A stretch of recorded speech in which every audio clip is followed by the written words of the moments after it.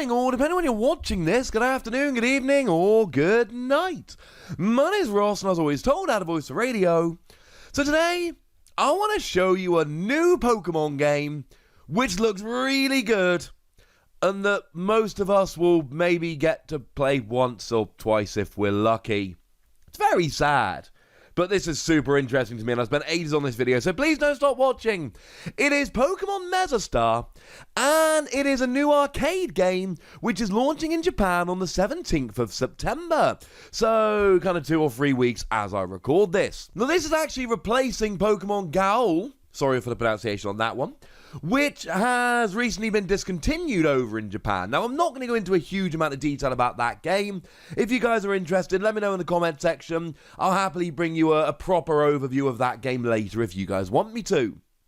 Essentially, that was an arcade game that was played using tags. And these tags would represent Pokemon. They would bring the Pokemon into the game. And it would be 100 yen to play. And it would be 100 yen to get a tag. Because you see, this was a Pokemon game through and through. You took your Pokemon in the form of these tags, these little plastic cards or whatever you want to call them.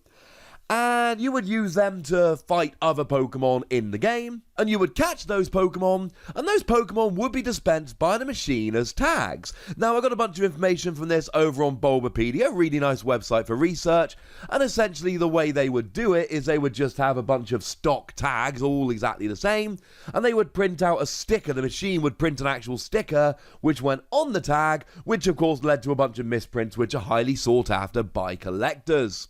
And what was really cool, if we have a look at the Riolu Lucario line here, we actually saw that there were empty stars. Because what you would essentially do is you would have your Riolu, and then over time you would be able to potentially level up and evolve into the 2-star Lucario, which could then evolve or level up into the 3-star Lucario, which could eventually Mega Evolve into the 4-star Lucario, but there was no 5-star because Riolu started off as a 4-star Riolu, so you couldn't get a 5-star.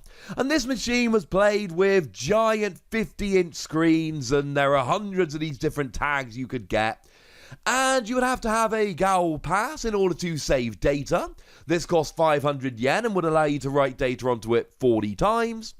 And there would be even promotional Ga-Ole tickets you could get in magazines or digitally, which would open up new courses and give you the chance to catch new Pokemon. So that's the 2-minute primer on Pokemon Ga-Ole. Again, I'm sure I'm pronouncing that terribly, I apologise.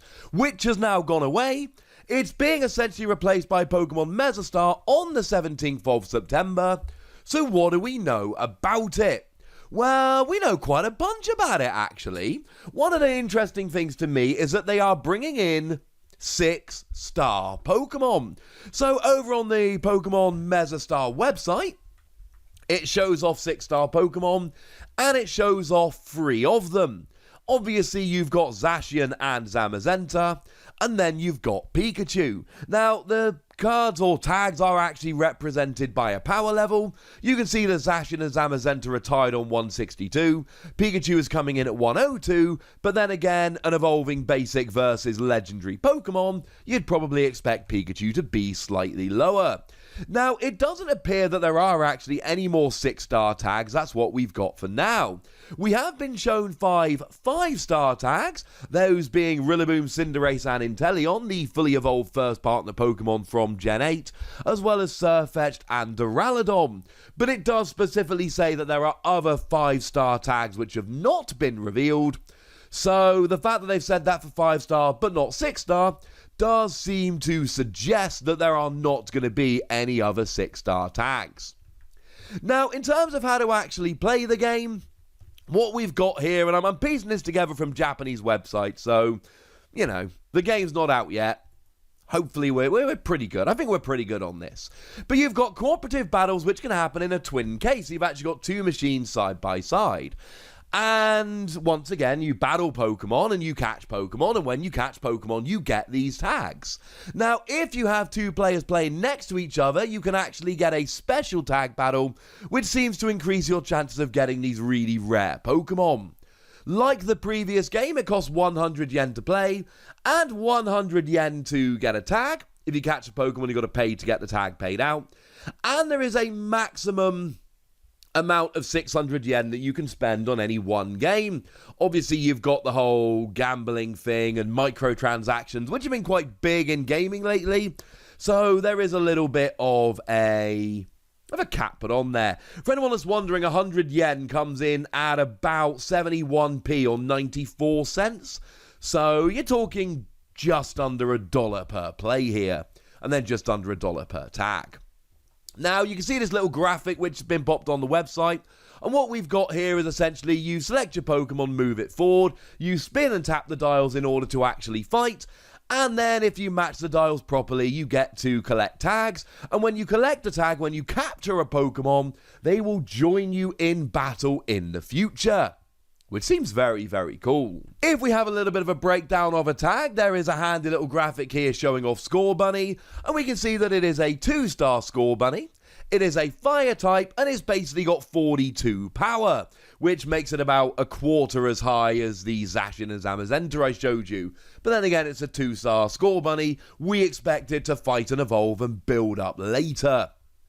And if we have a look at the back of the tag, you obviously got the QR code, which is the information that it feeds a machine. And then we've got one attack, that being Ember. Interesting to note that the name, attack, etc. is actually printed in English as well as Japanese. And then we've got a bunch of values, your HP, attack, defense, special attack, and your special defense, as well as your speed, which does of course match the 6 values that Pokemon have in the video games, which is kind of cool in that regard. So you are going to be able to select your tags depending on moves and typing and all of that good Pokemon stuff. It is actually interesting to note that the Ga-Ole tags from the previous game do work with this new game. Now, you can't just bring the Pokemon in and fight with them. That would kind of defeat the object. But what you have here is any 1 to 3 star tags come in to improve your strength. They'll give you a strength boost. But 4 and 5 star tags actually come in as support Pokemon. And we don't know this, the game isn't out yet, but my first reaction to this is that people are going to be looking for the really good 4 and 5 star Ga-Ole tags so that you can then actually bring them in as support Pokemon for this new Mezzastar game. That kind of sounds like fun to me. Now, what is really cool, there are a couple of promotional things going on that I can't take part in, and I'm sure that most of you aren't going to be able to take part in either. There is an elementary school pack which is being given out to elementary school students. You go to a participating place and just gets given out from Saturday, September the 19th. And you basically get given a How to Play DVD, a trial memory tag with 10 recordings. Again, you will need a tag in order to collect play data. And a lovely promo Pikachu that you can get rolling with, which is really kind of cool.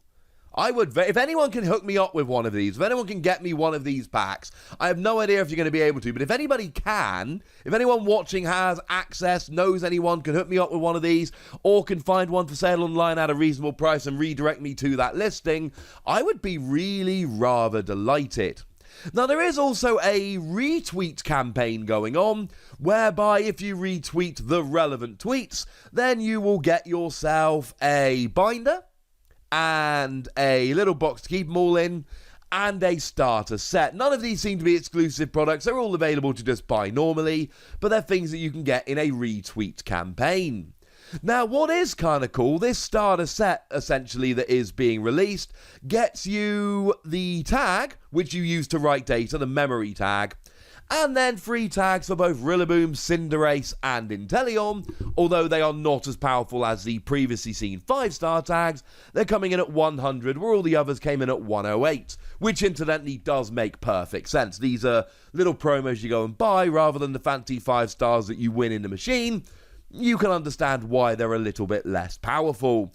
But this set is going to be retailing for 500 yen, which, if anyone's wondering, is about £3.50 or $4.70, and I feel confident that this is going to be fairly easy to find and buy online. You can expect me to try and do so. And then one day I will get to Japan, and then I'll be like, boom, now I can actually play this game. And we have actually been shown a bunch of tags. We've got those 6-star tags I showed you earlier, the Zacian, the Zamazenta, and the Pikachu. They are clearly the really sought after, the really cool ones.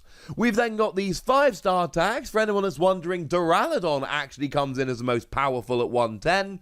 Surfetch is there on 104, and the other starters, or the first partner Pokemon, are sitting there at 108. Obviously, we have been shown that Score Bunny. That was one we did the little breakdown of. And there is a lovely little Pikachu, which can be seen in some of the promotional images. And now I'll be honest with you, we haven't got the best picture of this one, but we can see it's a lovely 60 power Pikachu, which is kind of nice. Interestingly enough, that Pikachu is not quite as good as the elementary school Pikachu, the one you get as the promo, which is a 74 power Pikachu, so sorry. But then again, the 6-star Pikachu still very much the coolest of them.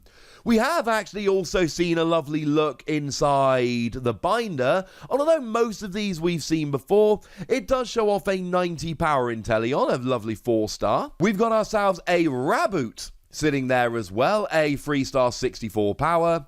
And we've got a Grookey there, which is a 2-star 42 power, which is the same as Score Bunny, so I'm going to go ahead and guess there's a 42 power 2-star Sobble running around somewhere as well. That's essentially what we've been shown. We do have some screenshots to show off some other Pokemon. Obviously, there is a Charizard, because why would there not be Charizard? We've seen Doduo rolling around with a Alolan Sandslash and Lapras in one of the screenshots. We've got a Yamper that we can see in one of them as well. So there are other Pokemon that are going to be coming around and joining in. This sounds like fun. This looks exactly right up my alley. There is a chance, obviously, that this gets translated and brought outside of Japan, but given that the arcade scene in Japan is significantly healthier than North America, Europe, etc., and given that the predecessor to this game didn't come out over here, this probably is going to remain as a Japanese exclusive game, but it looked so fun and so cool that I had to show you. I'm excited. And of course, if any of you do make your way over to Japan in the next few years, might I suggest very strongly that you make an effort to make your way over to one of these and have a go. For now, I want to know what you think about this. I want to know your reactions, so let me know in the comment section. Go nuts, be nice. And then make sure you like this video, subscribe to this channel, follow me on Twitter at TheWassy, and Twitch for some live action at twitch.tv/PTCGRadio. If you want to support the channel, get some bonus podcasts and all that good stuff, head on over to patreon.com/PTCGRadio, where you can do exactly that. But by far the most important thing, as always, look after yourselves till next time, would ya? Thank you very much for watching. My name's Ross, and you've been watching PTCG Radio.